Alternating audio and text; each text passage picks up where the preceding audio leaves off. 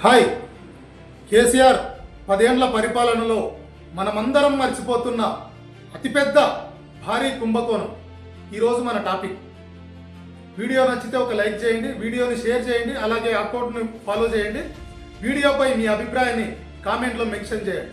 కేసీఆర్ 10 ఏళ్ల విధ్వంస పరిపాలనలో అతిపెద్ద భారీ కుంభకోణం కాళేశ్వరం అయితే, దాంతో సరి సమానమైన మరో కుంభకోణం మనమందరం కూడా మర్చిపోతా ఉన్నాం.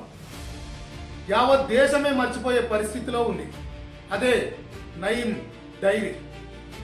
నయీంని 2016లో షాద్నగర్లో ఎన్కౌంటర్ చేసి చంపిన తర్వాత ఆయన దగ్గర ఉన్న వేల కోట్లు లక్షల కోట్ల రూపాయల భూములు, ఆస్తులు, డబ్బులు అన్నీ మాయమైపోయినాయి.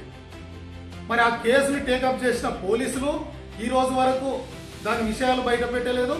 ప్రభుత్వం, అప్పుడున్న 10 ఏళ్ల ప్రభుత్వం, కేసీఆర్ పరిపాలనలో ఉన్న కేసీఆర్ ప్రభుత్వం కూడా ఈ రోజు వరకు ఆ డైరీ లెక్కలు కానీ బొక్కలు కానీ ఏది కూడా మనకు తెలియనియలేదు. ఒకసారి ఈ వీడియో చూడండి. నేను పేరు పెట్టి ఎవడరా ఈ నయం ఏమనుకుంటున్నారో నీకు ఆరు చేతులు ఇచ్చాడు భగవంతుడు. నువ్వు చేసే పని మేము చేయాలనుకుంటే, మేము అప్పుడు ప్రభుత్వం కాదు అధ్యక్ష, ఉద్యోగం నడుపుతున్నాం.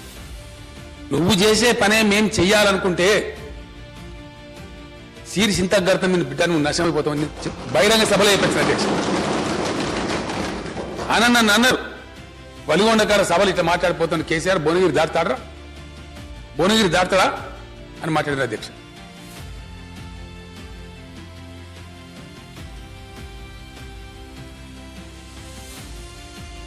చూసారు కదా, కేసీఆర్ నేను అనుకుంటే నలిపేస్తాం నయం అని వార్నింగ్ ఇచ్చాడు, చంపేశాడు. ఓకే, నరరూప రాక్షసుని చంపేసిండ్రు ప్రభుత్వం, ఓకే. కానీ ఆ నరరూప రాక్షసుడు ఎంతో మందిని చంపి లాక్కున్న ఆస్తులు, పైసలు, భూములు ఎక్కడికి వెళ్ళాయి? ఈ విషయం తెలియాలంటే ఖచ్చితంగా సిబిఐ ఎంక్వైరీ జరగాలి. ఆ కేసీఆర్ మీద, హరీష్ రావు మీద, కేటీఆర్ మీద. ఎందుకంటే ఆ రోజున్న ప్రభుత్వంలో వాళ్ళే కీలకమైన వ్యక్తులు. వాళ్ళు చెప్తే తప్ప పూచిక పుల్ల కూడా ఇటు నుంచి అటు జరిగేది కాదు. పోలీసులు కూడా ఆ ముగ్గురికి బానిసల్లా పనిచేసింది ఆ రోజు. మరి ఈ రోజు వరకు పోలీసులు కానీ ప్రభుత్వం కానీ ఆ లెక్కలు బొక్కలు మనకు తెలియజేయలేదు.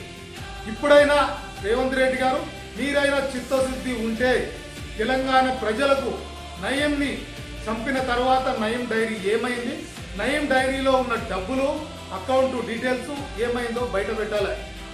ఎందుకంటే కేసీఆర్ విధ్వంసాన్ని చూడలేకనే మీకు ప్రభుత్వాన్ని ఇచ్చిండ్రు ప్రజలు. కాబట్టి ప్రజల నమ్మకాన్ని వమ్ము చేయకుండా ఈరోజు రేవంత్ రెడ్డి గారు కూడా ప్రజాపాలన ఎట్లయితే చేస్తున్నారో ఆ ప్రజాపాలనలో భాగంగా నయీం డైరీ ఏమైంది, నయీం డైరీలోని వివరాలేంటో ఆ గుట్టు తెలంగాణ ప్రజలకు తెలియాల్సిన అవసరం ఉంది. కాబట్టి తెలంగాణ ప్రజలారా, మనం అందరం కూడా మర్చిపోతా ఉన్నాం. అతిపెద్ద కుంభకోణం కేసీఆర్ చేసిన కుంభకోణాల్లో నయీం ఎన్కౌంటర్ తర్వాత జరిగిన కుంభకోణం కూడా ఇదొకటి.